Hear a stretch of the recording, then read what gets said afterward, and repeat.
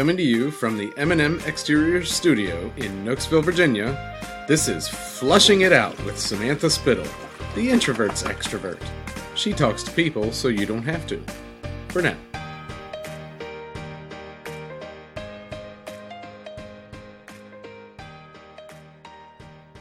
All right, now I want to open my gift. Okay. All right, after show. Look, Hank thinks it's for him. Come here, you. All Don't right. go changing. So you brought me flowers, a balloon, a candle, and a gift and drinks. You're amazing. And you know what I didn't tell on the pit stop? I didn't tell everyone how you threw me a bridal shower. Yes. And I only knew you for like however few months or something. And you threw me, and I should show you my kitchen of all the Pampered Chef I have in it. Because we had a Pampered Chef party. Oh my gosh, that's hilarious. Poopery. Do you have that? No. Oh my thank gosh, you I so even carried it in much. my purse. So much. Spritz the bowl before you go and no one else will ever know. Not a sponsor. Yet. Yet. They should be. I think Poopery Are would you be listening, a great. Poopery? That Yes. actually is That's a great. I wish I knew somebody. Oh my gosh. Okay, listeners, if you know someone at start Poopery, emailing them. please email me. Yes. And, come join the It Facebook works great. group. It works great. Because But it's you literally flush it out. Yes. yes. Now Oh, I want I didn't even think about that. Right? You didn't? But I mean, I wasn't thinking about flushing it out when No? I was thinking about, Just our that I- stories. Yeah. Yeah. How, I have poo stories too. Yeah. See, the thing is, who doesn't? Now I carry it with me. That's amazing. So So it has a very distinct, delightful odor. So that now if I walk into a Poopery- public bathroom and I smell essential oils, I'll be like, you might think it was me in there. I'll be like, who's in there? Deb? Deb? Is that you? Well, my husband, if he smells it, he'd be like, "Did you just poo?" Oh, I mean, it's a dead giveaway. It probably would have been fine. well, you know what? So when you lit the candle for Or me. the match. Exactly. You lit the candle and then you blew it out and I said, that sulfur smell. I didn't say, like a good thing, but I went, the sulfur smell reminds me of my grandpa. It's also got to be a lot more pleasant of a smell than poo. Well, I love the match smell too. And this is no lie. This happened to me last week. I was in my bathroom, my downstairs bathroom. My housekeepers had just come in. I'm like, oh my gosh, I don't have time to run upstairs. I got to go right now. Oh, no. They're right, down the hall. Other side of the door. They're right down the hall. Oh no. I'm like, and then they have to clean it. I mean, I don't know what's going to happen here. But I don't know which level we're talking about. If you can't go upstairs, if you had to use the downstairs, it's bad. That's right. You know what I'm talking about, The listeners. half bath. The Yes. half bath. Oh. So I go. I have no poopery in that bathroom. But I have matches. I have matches in every bathroom. I light it. Lights up. Everything's great. I walk out and my housekeeper goes, "I think something's burning." No, you're like, no, just me. I'm like, no, I just used the bathroom. So do you think sulfur really takes away the smell? Absolutely it does. It does? Yes. Absolutely. Okay, I guess. I always felt like I was But people so think there's a fire. offended by the sulfur smell. No. Yeah. No, I love the smell of matches. So It maybe means like a birthday's getting ready to Oh, happen. yeah, that's true. Well, I was thinking maybe what I could do is so what if you travel with a candle and a match? So you light the candle and then you're just like, I just lit a candle. Well, yeah, that's and I left true. it in the bathroom for you. So now when I travel to people's houses, That's brilliant. I just walk around with a candle and a match and I'm always ready. I'm going to keep it in my car. And that way, if I'm racing down the road having to go, I'll walk in with a candle. I'm going to show you my little purse-size poopery. Oh, It you have a looks like- travel size? It looks like a mascara, which is, Oh, that's amazing. can be a bad situation. Oh, that's But- awesome. It does look like Or mascara. lipstick. So you can just go into the bathroom with might it in have your to get hand that. and it's refillable. So Oh, nice. Okay, I might have to get it. Because I would like to pretend that I don't do that. I but used to say even I started the podcast on it. So the most famous people have, are doing that. Yeah. So. I think the sooner you recognize that, the sooner, whatever. You can laugh about your own itself. It does, exactly. So is there anything we didn't cover that we want to chat about now quick? Oh, Sam. I guess I should probably look through. Yeah, no pressure. No pressure. Okay. We can cut this all out. This is all cut-outable stuff. Now, I'm only disappointed because I don't have to poop now, and I really want to poop so I can try this. Well, you just keep it in there and when you're ready. Now I'm like so excited. Like, oh my gosh, what do I do? Shake well, spritz directly onto the water surface until covered. 3 to 5 sprays. Proceed to use thrown as usual. There once Have you ever seen the commercial for that? I'm sure you I gotta have. YouTube. There once was a lad from Rhone whose odor he'd rather disown. Now he's taming his poo by anointing the loo, and now happily sits on his throne. Nice. Now they have all kinds of, like all kinds of Fragrances? Yeah. Fragrances, pine. Oh, wow. There's a Christmas version. Oh, wow. Reindeer something. That's so funny. I don't know. They're in packages. It's a great gift idea. Oh, isn't that funny? Oh, so perfect. I had no idea what was going to be in there. I was like, you want me to open it on air? What could it be? What could it be, Hank? Well, I'm sure he's going to be really happy too. He will. He loves it. I did want to say to tell people that you're amazing just the way you are, right? No, you don't need to change. You can decide if you want to change. Yeah. Say that again. So everybody is just already amazing just the way you are. Right? But the reason why you got to embrace change or be the change is so you can, be your best. Yeah. Right? I like that because, there's so much that we want to change, but we don't need to change about ourselves. Right. So it's not necessarily about changing things about ourselves. It's putting ourselves in positions and whatnot to grow. Right. Yes. It's about growing growth. As a person. The other side is going to be so fun and so awesome. So, but you do have to take those steps to get there, and they're baby steps, right? Yeah. So and that's what I like about baby steps too. I think that my personality is like a rip the Band-Aid off. I've kind of learned that with the kids is that it's just like, oh, I'm just going to just do this because then it's over. I think that's kind of my thing with change. Like you just moved, boom, you're done. And I've seen with the kids that sometimes it's better to baby step it, to just ease into it. And Jeremy's so much better about that.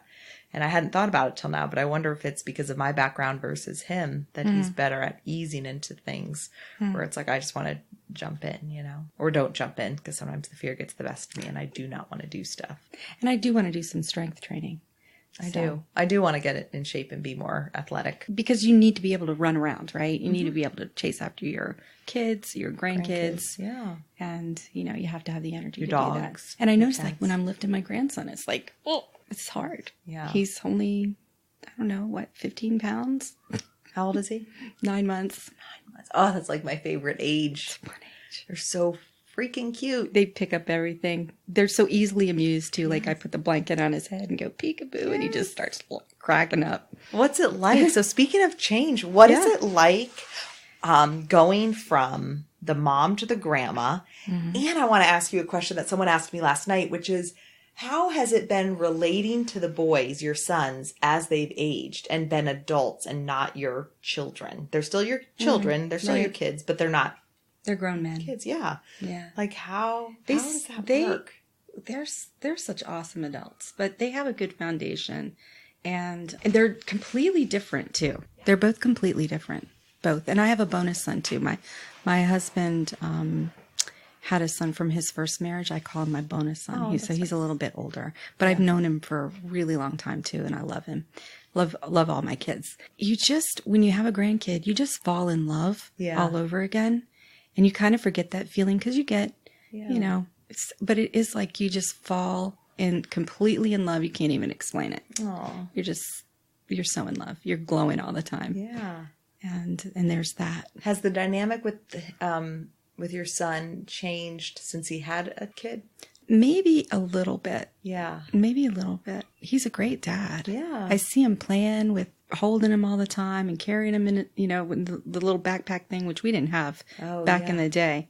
They've got so many gadgets and stuff for kids today. I remember people said that when I had kids, and now it's only 8 years later, and I'm like, things have changed so much. Things have changed. Yeah. In a good way, right? Yeah. Well, we say too, everyone's always like, you don't need all that stuff. And true, there's a lot of stuff you don't need. But like video monitors, that's one of the things that's like, oh my gosh, it's awesome. It is awesome. So cool to have. Technology change. Oh, I was thinking about this too this morning. You know how how painful it is to get a new phone, or when Microsoft changes and the buttons are in different places. It just gets me so, like, we just, yeah. But technology is really is really changing like so fast anymore. So our kids are having to adapt to that. They're learning. And that's, I remember I got to the age where I was like, I don't want to learn any more new technology. Yeah. I'm kind of there right and you now. have to force it now too. You're there. I've been there. Like, oh my gosh, I'm screwed. Like, I can't do this. So, and then my mom will call me and ask me how do you attach photos to a document? I'm like, okay, you got it. I'm 900 miles away. It's just, I'll try. She's got the smartphone. So it's funny because, do you think though, should we keep up with technology being someone who works with phones and everything? Well, I have to because I have to take classes and everything, which I always say to my husband, it's a young man's sport having to take classes and tests and things like that. So you have to continue to be certified. Yeah. So there's that. Yeah. Forced change. Yeah. Jeremy, we were talking before about that. I said you were better at like easing into things, especially with the kids where I want to usually rip the Band-Aid off. And sometimes you do too. But like helping just kind of baby step into things. Do you think that's true? Do you have an example? When they're learning something new, maybe, or something? Yeah. Like, we just like swallowing the pill with Riley. So Riley had she got sick and she needed some drugs, but they wouldn't give it the liquid form. And so it was the pill, but it was seriously the size of a horse tranquilizer. And there was no way she had never swallowed any pill. And so I was kind of like, okay, I'll cut it in half because that was the suggestion. So my thinking is like, here you go, toss it in and just do it. I don't think I'm the best teacher. And you were like much more patient. You did like a step-by-step thing. Oh. I enjoy teaching them. Yeah. You hit it in a Jell-O shot? Yeah. That would have been genius. That actually would have been really smart. I've done that. No. Really? Oh my gosh. Give us the parenting tips. She would have been like a dog that eats all the Jell-O around it and then spits the pill out. Yeah. Interesting. Yeah. What are your thoughts on change, Jeremy? Change? Yeah, like, based on what we talked about and stuff. Do you love it? We both are Army brats, and I think we both have this mindset of positive change. I would say that Deb and I have experienced the fear of change, but we've also practiced it so much that we saw the good of coming from change. You're right. So for you, someone who didn't ever move, you went to this. Yeah, I didn't have to go through a lot of change growing up. So what's your thoughts on change? If we told you tomorrow you got to move to Alaska, would it freak you out? Oh, yeah, definitely. Yeah, but it would freak me out at this point, too. But it's going to be so awesome. I know. Well, that's where my mind is. To me, it always goes down to if I have to or want to. If I have to, then of course I'll get. We're talking about forced change. Yeah. Right. Yeah, that's true. I don't know. Maybe I'm resistant to change. I don't know. Oh, well, that's human. I've never really thought about it. Yeah. But Humans are resistant to change. Why? Because it's scary. Well, when we got together, I remember I said to him, like, would you be willing to move? And not that I wanted to. I don't see myself moving anytime. Because I moved so much younger that I'm like, oh, this is great, But I remember when we got together, I kind of felt like I just needed that. That probably had more to do with like, I want you on my team. We're on the same team, I should say. And so I just, like, before I just move, here, we plant our roots here. I just want to know that you're willing to move. But he said yes. So whether that was a truthful yes or that could have been the answer I knew you wanted. Exactly. Exactly. The supportive husband. Yeah. So when you moved here and I met you before you got married, was that the first time you'd ever lived in Virginia? Nope. No. Aside from Virginia Tech. But. No, we lived in Burke when I was in 4th and 5th grade. Oh, okay. So my parents actually bought a house because my dad was supposed to be stationed here for 4 years. And after 13 months, he got transferred to New Jersey. Okay. So we stayed for a year without him where he commuted on the weekends and then moved to New Jersey. And they live near you now. Mm-hmm. They live because you had lunch together for your birthday today. It's awesome. So it's really fun. That is a blessing. And they're having a completely different experience with my kids, their grandkids, than their parents had with my brother and I, where it was only, a few days or, maybe a week or 2 weeks at most in the summer, usually a week with one, a week with the other. Yeah. And I didn't live close to my grandparents either. Yeah. So it was really special when we got to go, but we didn't get the same experience that my cousins got living right down the street from them, where they've spent, they saw their baseball games and all that cool stuff. And my mom is 900 miles away. That's still, my whole family's in Florida. So yeah, that's hard. Well, I have a sister in North Carolina, actually. Where in North Carolina? She's in Charlotte. And a sister, now they just up and moved. And when he got a job in Charlotte. Yeah. And I'm like, that is just so cool. I was so proud of her. And then my other sister, my middle sister, lives out in Hollywood. Hollywood? She's a television. Whoa. She works with Oh, this is California. California. Yeah. That is cool. She's Send her my very far stuff. away. I was thinking, so we had friends that right after they got married, they moved to Colorado. And we were so bummed to see them go because we love them so much. But I was so excited for them for doing that because they had their families. They had some family here, but they weren't rooted here. And, they may have they were willing to maybe move after they moved type of thing. And so even though I love them and miss them so much, I was so proud of them for if they wanted to make that change, to make that change. And it also caused me to do some soul searching because I was thinking, well, I'm happy for them.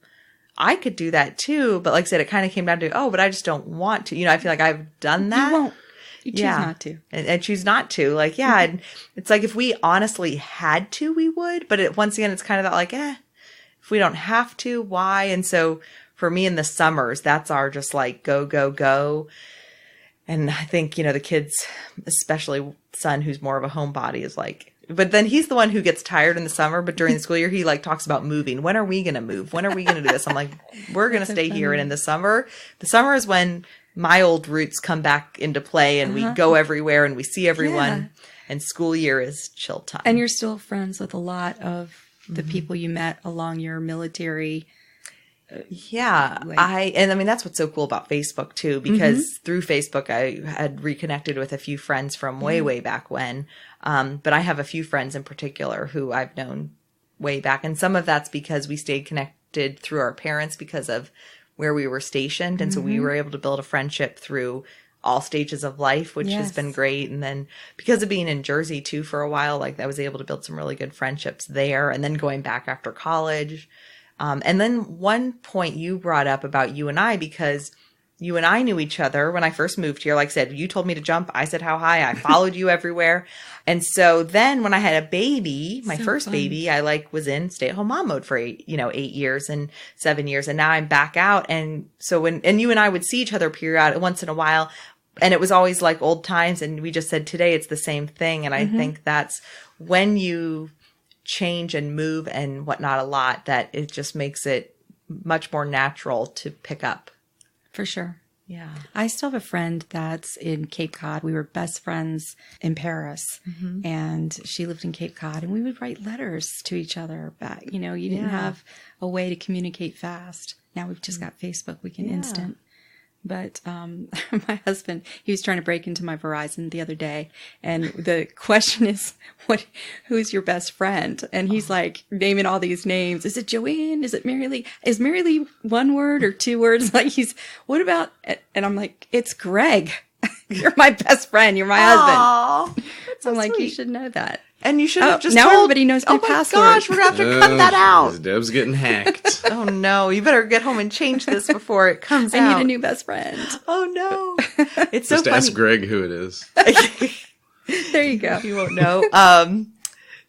So it's funny you talk. So I have thought for a long time of wanting to reconnect with all of the people I've known and just see where they are and what's been going on. Like that's probably part of my dreaming of my web series with the minivan company of driving around and reconnecting with all that, which is there, who's for the military families? Maybe I could get it like a combination of, military family appreciation and some minivan. And I'm sure they're all for military families. Yes. Yeah. I don't think anyone's against that. So Monday is Military Appreciation Monday at Out of the Blue. Oh. Every first Monday. I've been going for, I guess it's over a year they've had it there. Oh. And you just go, you buy dinner and you can bring the family and they match whatever you paid for dinner. The businesses that sponsor it match it and give it to the military charity.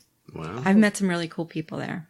should tell my parents about that. And we should keep in mind if we do a military series, like this could be a part of that. Yeah. Out of the Blue sponsor it. Yeah. Because they love military. They do.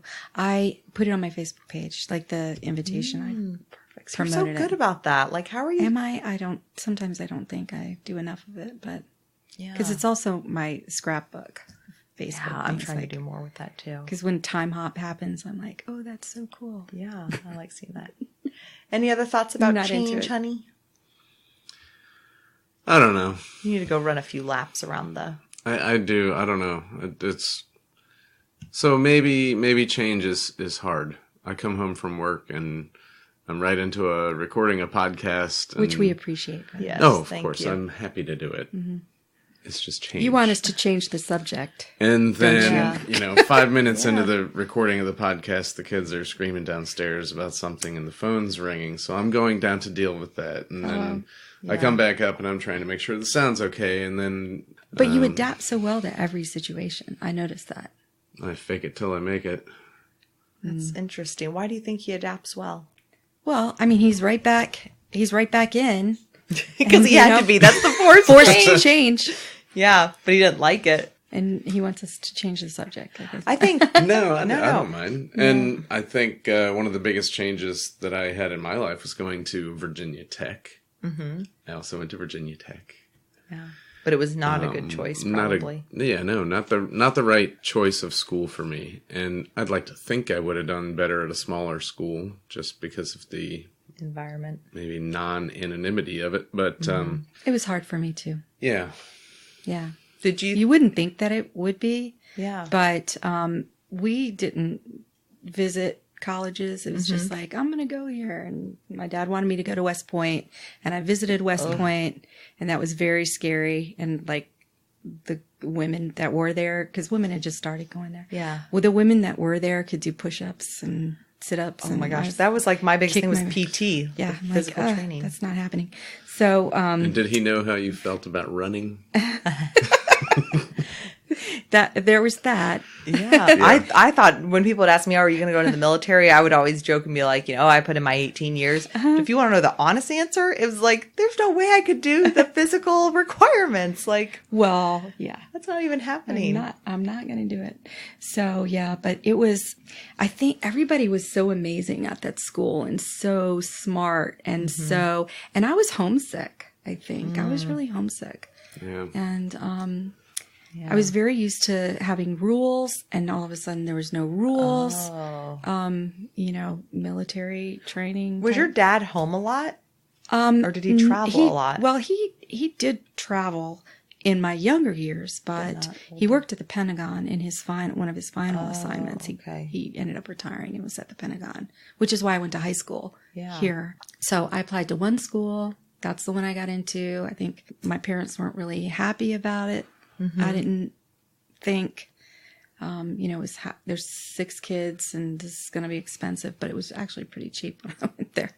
It was on a quarter system. Yeah, it used to be cheap. I don't know what the going rate is now at Virginia Tech, but expensive. I mean, college in general, I don't think is very cheap. $20,000 maybe a semester. I think it was like 7 when I went. Yeah, it was even like less than that when I went, and it was on a quarter system too. So it was around 3,000, I think. But that was a lot on a military. I got a few loans, but I just really felt like I was just in all different directions. There was so many choices. It wasn't that great of an experience for me, which is, I loved going back once my son was a Hokie. I was like, I still had my Hokie sweatshirts, like you said, never threw them away. Had them. Yeah, Jeremy and I had totally different experiences because I always felt like tech was small in the sense of I saw the same people all the time. And I was used to moving, and so it's like if you had a problem or anything, like I never had problems in a sense growing up. Like I might have a little tension or something, or, you have a fight or someone, then you move. And then suddenly I was in college and it was like, I'm here for these 4 years and you see the same people and you have to deal with that stuff. And I had never had to deal with that before. Yeah. Somehow at Virginia Tech, Samantha knew everybody. And I didn't know anyone. I felt like I knew everyone. Okay, maybe you felt like, but we, let's say we're walking across the drill field and some random dude walks by and you're like, hey. And he's like, hey. It is a small town, but... And then, we meet you at a bar somewhere downtown after we were of legal drinking age. Of course. Pokey House. You're making your rounds. I thought you were going to say something else. You're making what? Your rounds. Around the entire bar, because you know everybody. It's funny. I think that's why I was so different in college than in high school. I don't think that's changed either. Well, it's so weird. I went to the same high school, though. But I think because I thought I was going to move midway through, I didn't fully invest in it. I had great friends and everything. But as far as getting involved and stuff, it was kind of just go in, do my time, be friends with who I'm friends with. And then I thought I was going to leave. And then when I stayed, it was oh, I'm a part of this community. I've been here the same amount of time as other kids in this school, but I still just always felt like I had that 1 foot in, 1 foot out, always prepared to go, probably because you protect your heart a little bit, where you're I want to have these great friends, but I always need to keep that mindset of leaving. I was thinking of something you said about friendships, and I feel like I'm very good at picking up where I left off. And I think part of that, the flip side of that though, is because I'm not the best with keeping in touch. Because when I'm at where I'm at, living, working, doing, I feel like I'm full in here. And I think that was a good thing when I was younger, because it was when you moved. And I think that's part of the mindset for my parents is if you spend all your time, my last house, my last school, my this, I think that kind of was if we started to talk like that, I'd have to ask my parents to confirm it. But I think that it was kind of we can't live in the past. What about now and going forward? And so I think, with moving and things like that, I love and adore all of my friends from all the different phases of my life. But like I said, it's just I'm not as good about keeping in touch with all of them, because once I'm at the new phase, it's now I got to focus on this phase. But if I have the chance to reconnect with people, I just go right back into. Yeah. And I think I have really good Well, you don't memory. have time to, when you have so many friends too, you just don't have time for me sometimes.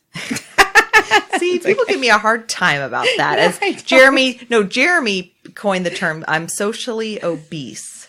What? Yep. That sounds kind of derogatory. I We'll have know. to think of what OBESE stands for. I don't know. Oh boy.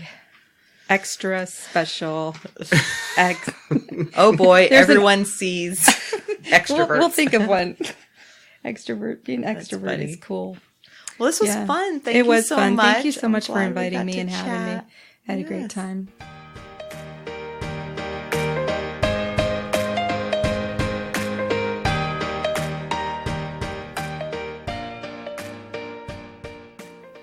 And that's a wrap for now.